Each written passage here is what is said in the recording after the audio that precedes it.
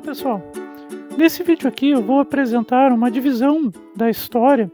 com foco no desenvolvimento das tecnologias intelectuais especificamente desenvolvidas para a escrita, né? E qual foi a repercussão que isso teve, né, na cultura, nas artes, nas ciências também, né, de acordo com cada época, né? Essa divisão aqui que eu vou apresentar, né, resumidamente, ela é proposta pelo Pierre Levy, no livro Cibercultura, e ela serve para basicamente nos orientar, né, o que representa então essa nova forma de a gente se relacionar, né, com os textos, né, com tudo aquilo que é escrito, ou o hipertexto digital, né, o que ele representa em termos de avanço tecnológico, né. Então, basicamente, né, o Levi divide a história em alguns períodos aí, né, relacionando o desenvolvimento da tecnologia texto, né, em relação a outras coisas. Então ele nos diz que, eh, a escrita, né, o surgimento da escrita também coincide historicamente com o desenvolvimento das primeiras cidades-estados, ou do conceito de estado propriamente dito, né. Porque a própria escrita das leis, por exemplo, a organização das leis, né,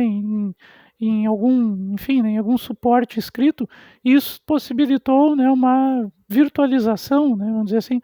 do processo de relações de poder, né, dos processos de relações de poder. Então isso gerou, né, no caso o Estado. Então a escrita coincide, o surgimento da escrita coincide com o surgimento do Estado. E não que um seja um motivo de outro, né? Na verdade, e as coisas foram acontecendo meio que ao mesmo tempo. Um é causa e efeito, né, do outro.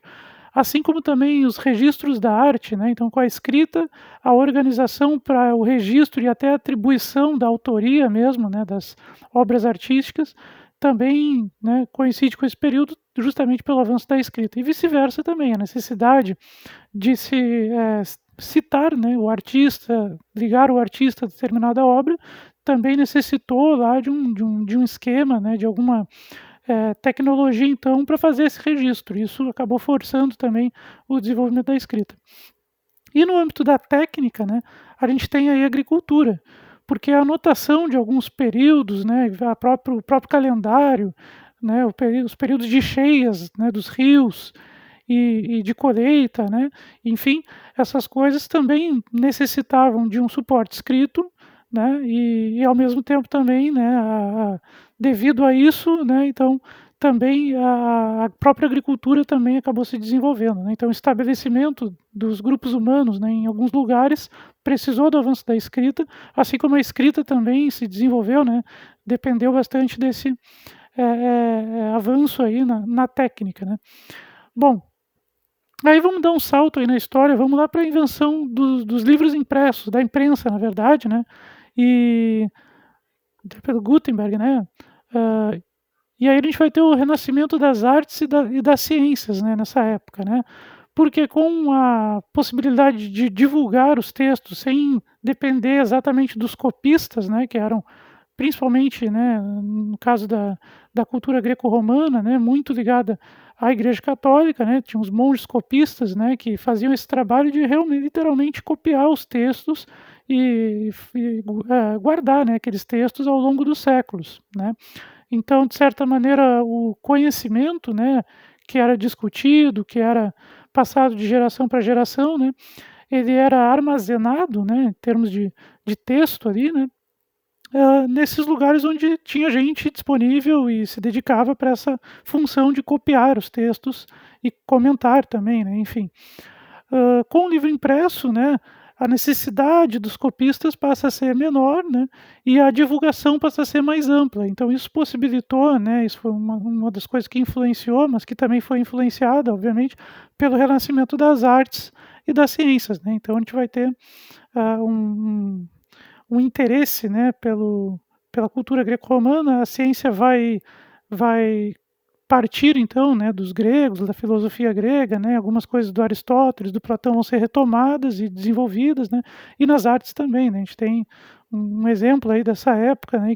que acabou, que é bem ilustrativo, por exemplo, que é o Leonardo da Vinci, né, então, que de certa maneira sintetiza isso, né, porque tanto no âmbito das artes quanto das ciências ele deu contribuições importantes e essas contribuições muito ligadas aí a uma revista, né, vamos dizer assim, uma visão nova sobre a cultura dos gregos, né, e dos romanos. Bom, aí a gente tem, vamos lá para o iluminismo, né, a gente tem o surgimento da enciclopédia, né, que a gente pode pensar, mas é só mais um artefato, enfim, né, é uma enciclopédia. Mas a enciclopédia é interessante porque, né, o Levi comenta, é uma tentativa, né, um empreendimento humano que tenta fazer uma espécie de arca de Noé, né, de guardar todo o conhecimento que existe na época em um só local, né. Então foi uma tentativa lá dos enciclopedistas, né, de Diderot, d'Alembert, né, que, né, influenciaram muito lá para o surgimento do iluminismo, né, na França. O objetivo era justamente esse, tentar concentrar todo o conhecimento da época em uma enciclopédia, né, em um livro, então, que conteria tudo, né, que é a mesma ideia também da biblioteca, né, de ter ali um espaço para armazenar, né, vamos dizer assim, guardar, né, o conhecimento. E não por acaso também, né, tanto influencia quanto é influenciado, né, o surgimento dessa tecnologia intelectual, que é a enciclopédia ou a biblioteca de assuntos gerais, né,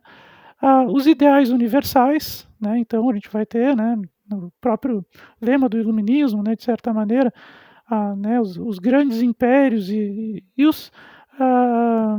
enfim, né, todos os desdobramentos aí que tem desses ideais universais, né, porque aparecem muito nas filosofias, né, que surgem aí nessa época. A busca pela totalidade, então, né, aí a gente já passou por Newton, já passou por Descartes, né, por esses cientistas, e a ciência começa então a criar grupos, né, então a gente tem lá as sociedades científicas da Europa que começam a ganhar muita força nesse período, né. Então com essa ideia de criar teorias gerais, né, e de se discutir essas teorias e ter pessoas especificamente dedicadas para esse fim, né, então o nascimento da classe científica, né, é dessa época, não por acaso, e a industrialização também, né, então tudo isso acontecendo ao mesmo tempo, né. Bom, isso perdurou, né, até o século XX, né. E o que que muda então, aí no final do século XX, com a invenção do computador pessoal e o surgimento da internet, né, o que que muda nisso, né? Basicamente o que muda, no que é o caso da cibercultura, né, a cultura que surge no ciberespaço, né, que o Levi define assim, né, o ciberespaço, eh, então é uma cultura que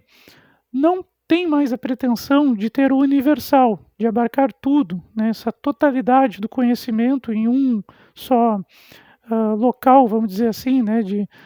acesso, né. Mas, então a gente não tem mais o total, né, a perspectiva de se ter todo o conhecimento em um único texto, em um único, enfim, né, com algumas pessoas resguardando aquele conhecimento, né. A ideia da gente conseguir acessar o conhecimento que é universal, ou seja, que vale, hã, mundialmente ou vale, enfim, né, as noções gerais da ciência. Então essas ideias, né,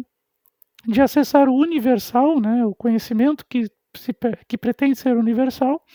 mas sem necessariamente, possuir o total, né, que é a ideia do hipertexto digital, né. Então, hoje em dia na internet, né, a gente está lendo um texto, mas muitas vezes a gente nem lê todo o texto, mas a gente olha um link que nos interessa, vai naquele link, né, e aí a gente abre um outro texto, esse sim que nos interessa muito mais. Às vezes a gente está procurando uma coisa, mas a gente não acha exatamente o que a gente quer, mas a gente clica num link e vai para uma outra coisa que é de interesse. Então muitas vezes a gente não precisa ter acesso ao livro, né, o total, né, daquele conhecimento, para chegar no conhecimento que é de interesse, né. Uma outra coisa também, né, que a própria produção do conhecimento, né, ela é muito veloz, né, então se a gente for, por exemplo, num site de divulgação de periódicos científicos, né, em poucos meses o conhecimento já se desenvolveu um pouco mais, já tem informação nova, dados novos sobre determinados fenômenos, de modo que na verdade a gente nunca vai conseguir, né, estar atualizado, né, que seria talvez o sonho lá dos enciclopedistas, né, então a gente tem todo conhecimento à nossa disposição e a gente vai estar sempre só consultar a enciclopédia que a gente vai estar sempre atualizado das coisas, né. A velocidade de produção do conhecimento, principalmente conhecimento científico, né, hoje em dia, é muito, é muito alta nessa velocidade, de modo que a gente nunca vai conseguir estar totalmente atualizado de tudo que está surgindo de novo sobre determinada área, né. Então a solução para isso, na verdade, né, então até o Levi faz uma analogia com um dilúvio, né, então uma chuva de informações, de coisas que chegam para nós, e o principal nesse processo, então, não é mais se apoderar de tudo, né,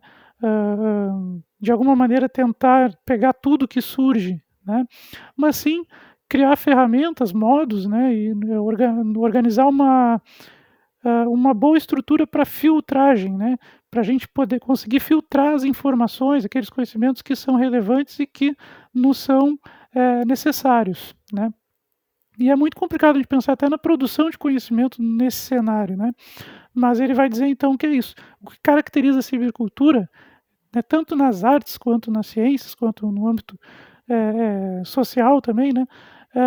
é universal essa perspectiva de a gente conseguir acessar, né, aquele conhecimento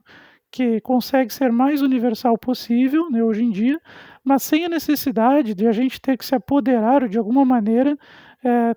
ter o acesso ao total. Então, por exemplo, um conhecimento de